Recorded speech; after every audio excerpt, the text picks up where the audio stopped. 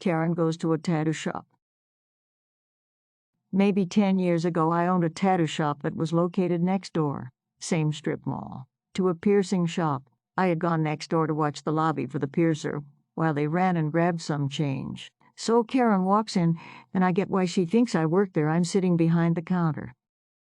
Hey, I was here last week and you fucked up my piercing. It's infected now, and I need you to fix it. Me, I don't work here. I'm just... Hey, no, it was you. I remember your tattoos. Look. She proceeds to show me her navel piercing, swollen over the cheap, crappy jewelry, obviously not from the upscale shop where I was currently at, and covered in yellow crust. The piercer will be right back. He just went. Okay, no, you fucked it up and now you're going to fix it. I'm not dealing with anyone else. They shouldn't have to fix your mistakes. Me, I don't work here. I haven't done a piercing in years. I'm sure the piercer will be happy too. Okay, are you calling me a liar? I remember you. I don't want some guy touching me. Mind you, the only piercers who worked there at the time were men. You need to help me or I'm going to have to go to the hospital and have this thing surgically removed, and then I will have to sue you for my medical bills. Since I'm not a piercer, I don't know for sure, but that thing looks pretty gross. Maybe you should go to the hospital and get it checked out. Okay, I'm not going to the hospital. You're going to fix it. You fucked it up. I need this fixed today.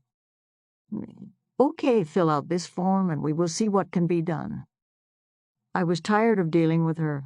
I just wanted her to stop talking.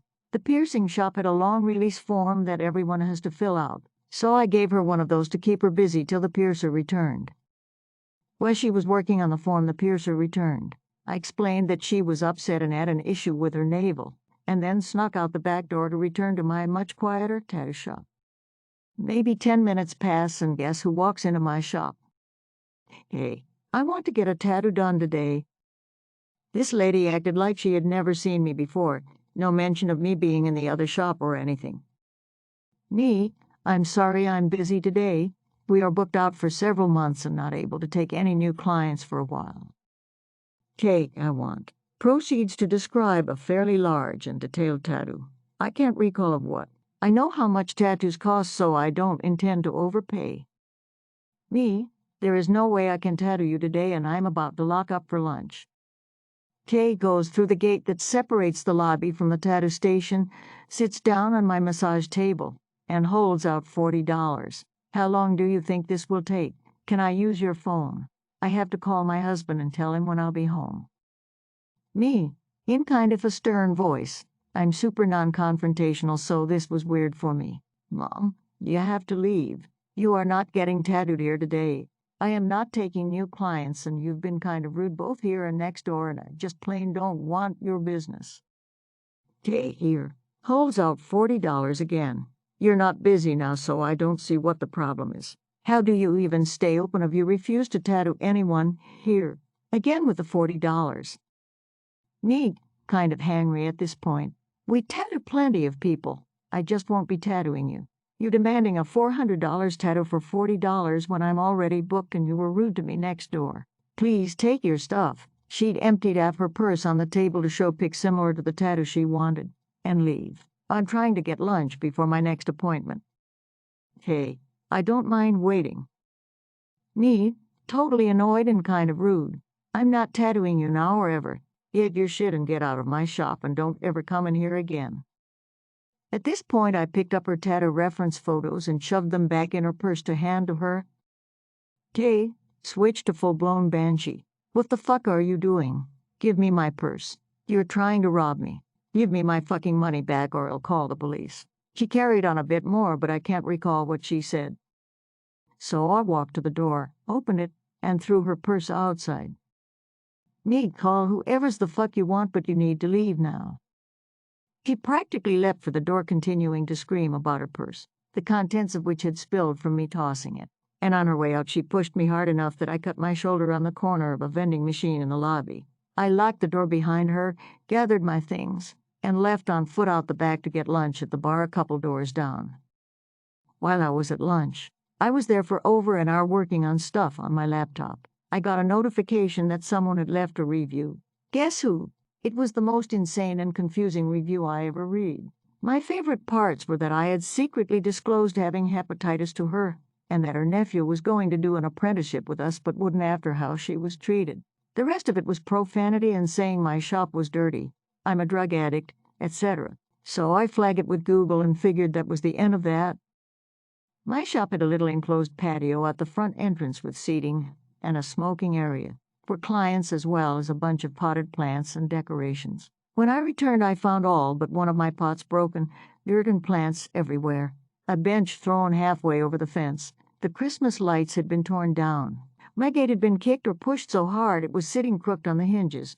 My small window had been broken. One of the letters torn off my tattoo sign. My fucking car was keyed. My car had a huge sticker for my shop and my plate was TA, so it was obvious who to target. Not a little bit keyed either. This bitch went fucking crazy while keying my car. There was so much damage I couldn't believe she'd been able to do it in the hour or so I'd been gone. I was super bummed. No one had seen it happening because the strip mall or parking lot configuration was kind of weird. So I started crying. I was so bummed about my shop and the car and all of it. I'm really low-key and get stressed easy, and this was too much. I then called the police, canceled my next appointment, and went next door to visit while I waited for the cops. I found out the lady had been crazy rude to the piercer as well, and that he wound up kicking her out as well. She wanted him to replace the shit jewelry she had gotten it pierced with at another shop, with a $150 barbell for free.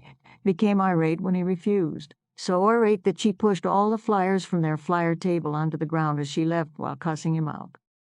So the cops showed up and took a report. It takes me a while to fill everything out, and he took a photo of the cut I got from being pushed, and we showed him the video of her trashing the place. It didn't catch all of it, but enough. The cop was telling me that the report was pretty much just for insurance, 'cause we don't know who she is or how to find her when I remembered the release form. Part of their release form process was to take a photocopy of client ID cards on the form.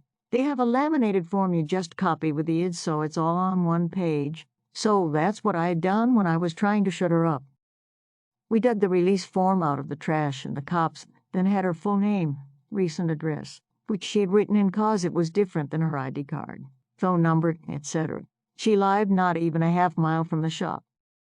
So the cops drove to her house and arrested her. She got in trouble for all of it. By the time it was over, she had to serve several months in jail, and I assume a long time on probation, and I bet she had to attend classes. Just a guess. I dunno. I got a notification several months later letting me know she'd gotten out of jail, and I remember thinking, damn, she was in there a while. The following day, her husband called me to find out what the damages were so he could cover the costs. By the time I added it up, it was close to $5,000. I was kind of a dick and I taxed the fuck out of them, and quoted him as though I paid people top dollar to fix all the stuff I actually fixed myself, like replace and set up the plants, the fence, etc. He brought an envelope of cash in the day after I told him the cost, or it may have even been that evening. It was weird. He was a nice acting, seemingly normal guy. He apologized and said she has a temper. This means this Karen could have afforded the jewelry she was trying to get for free and the tattoo she was trying to get for cheap. I assume anyways. Seems like he just had the money laying around since he came up with it so fast. But don't worry. None of this stopped Karen. After she got out of jail, for about a year, my shop would get these random super weird reviews from random Gmail accounts that had no other reviews. I have no proof it was her. But we never got bad reviews till this happened, and they were all written in the same way. They all just sounded like the same person wrote them. Some of my favorite highlights from the reviews: that I am a prostitute and operate the business out of the shop, that we reuse needles, that we did a misspelled tattoo, that I sell drugs from the shop, that you can find nudes of me online, that we tattooed a minor without a parent, that we allowed dogs in the shop, that we got shut down by the health department, and that I hire illegal immigrants. There was plenty of other stuff, and it was all pretty far out. That's just all I can remember. This lady would write paragraphs of weird shit every time. Just rambling lunacy. I was in business over 15 years. That was the only Karen I ever remember having to deal with. I'm sure there were a few other rude customers, but nothing like that. I wonder if she ever realized that She provided us with the information that made it super easy to track her down right after. Edit. Does anyone else ever feel kind of bad for Karens? Like it must be kinda hard to live a life where you're always tripping out. Edit to point oh, TDLR. Some lady got arrested 'cause she gave us her address.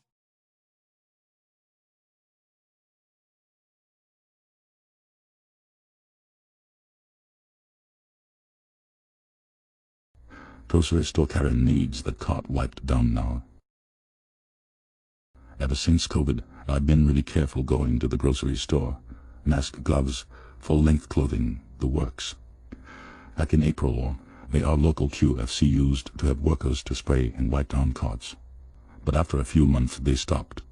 And now there are self-serve wipes available for all customers to disinfect their cart if they want. Well, apparently some people didn't get the memo. Multiple times now, someone has mistaken me for an employee while I'm wiping my cart.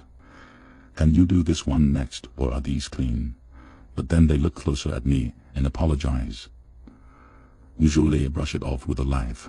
Living in a predominantly white neighborhood as a POC gives you a thick skin. Until today. While I'm wiping down, there's a sudden yank on the cart and it hits my arm.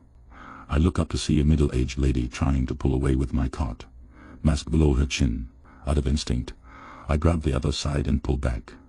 This surprises her and she looks up, but doesn't let go.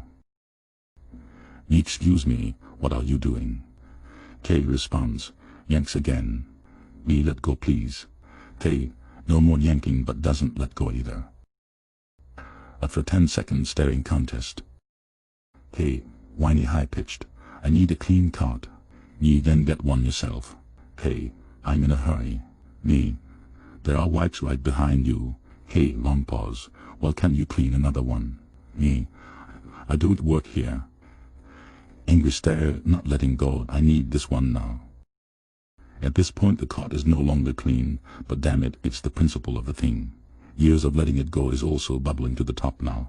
As I stare into the face of this entitled woman, who has likely gotten her way all her life, not this time. Lady, step away from my cart and go get your own, and put that mask back on me. She finally lets go by pushing the cart back towards me. Grabs another one and loudly complains all the way into the store. Later I see her getting stopped by the manager and arguing about keeping her mask on. As a conflict-averse person, I felt really proud of standing my ground, and had to post this here as soon as I got home. Edit.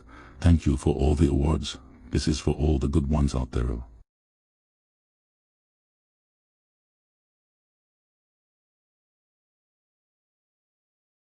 Did you recognize all of the voices? Leave your guesses in the comments.